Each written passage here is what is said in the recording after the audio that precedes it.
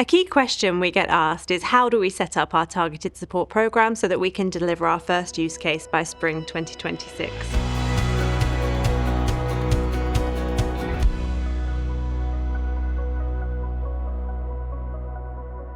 So these timelines are definitely tight if you're aiming to have that first use case developed by the opening of the FCA's authorization window in March 2026, but it can be done. The best way to approach it is to structure it around some clear principles.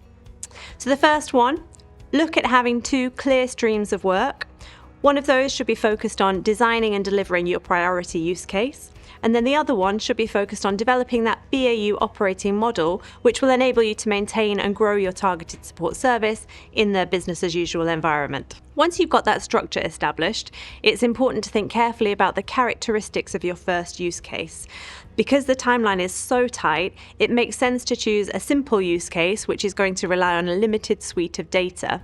Now that might limit your target customer base, but it will enable you to get to market more quickly. When taking that approach, we'd also advise that customer characteristics which you're defining, they should be clear and intuitive, and you should be able to identify those characteristics with data points which are readily available for your business.